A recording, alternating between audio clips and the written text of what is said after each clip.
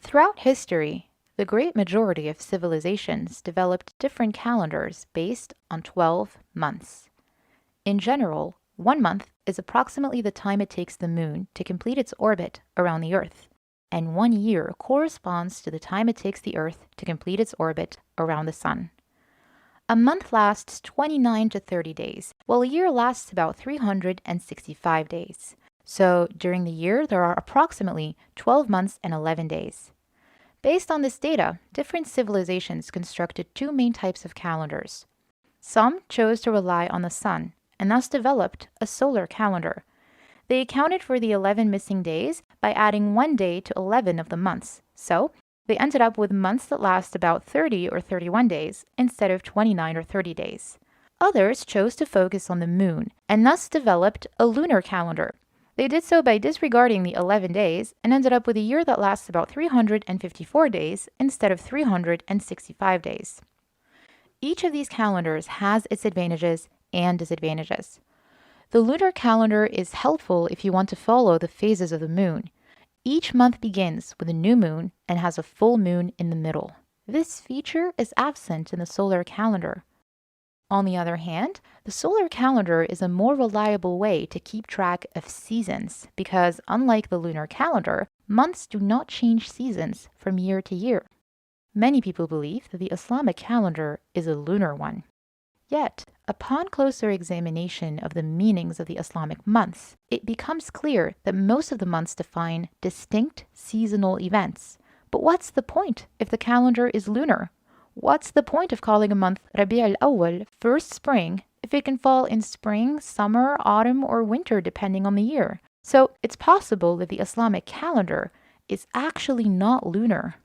Could it be solar? Well, probably not, because the Qur'an tells Muslims to rely on the phases of the moon to organize their calendar. They will ask you concerning the new moons. Say they are appointed times for the people and the pilgrimage. But if it's neither a solar calendar nor a lunar calendar, then what is it?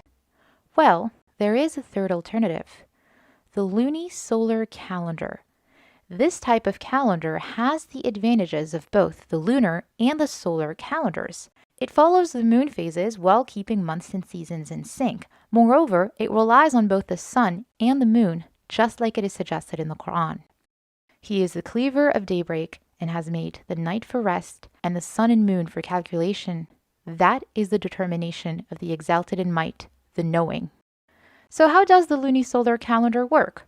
During a year, there are approximately 12 months and 11 days. So the first year, the calendar is 11 days short. The second year, it is missing 22 days. But a little before the third year, the missing days accumulate to 30. This is equivalent to the duration of a month. Therefore, a leap month is added to compensate for the past missing days. Careful, the leap month is not the Nasi. Proofs will be presented in the next video. So, a lunisolar calendar is made up of regular years and leap years. The regular years have 12 months. The leap years have 13. Wait, doesn't this contradict verse 936? Let's see. The number of the months with God is 12 in the book of God, the day that He created the heavens and the earth. Notice the wording in this verse. Does it say there are 12 months in a year? Because if it said that, then the concept of leap years containing 13 months would indeed contradict this verse. But it doesn't say that. It says, the number of the months with God is 12 in the book of God. So the calendar must be composed of 12 months. But this doesn't necessarily apply to the year.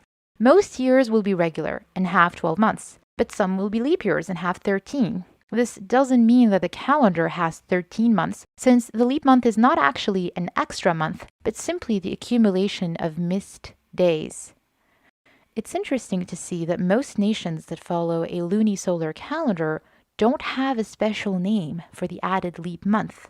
For instance, in the Chinese calendar, the leap month simply takes the name of its preceding month. So even though they add a leap month, their calendar only recognizes 12 different months. Now, here is the intriguing part. The Qur'an is a wise book that often contains mysterious numerical patterns. For instance, the word shahr, or month, was mentioned 12 times in the Qur'an. The word yawm, or day, was mentioned 365 times.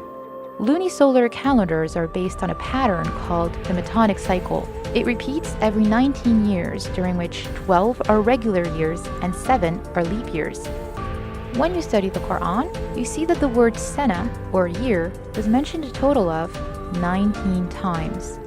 12 times in its plural form, sinin, and 7 times in its singular form, sana. What a coincidence! And notice the subtlety of this. When we follow a luni-solar calendar, 12 regular years tend to come together in groups, while the leap years always come individually. So the fact that the plural form was used 12 times and the singular form 7 times seems like a very odd coincidence indeed. And yet, there it is.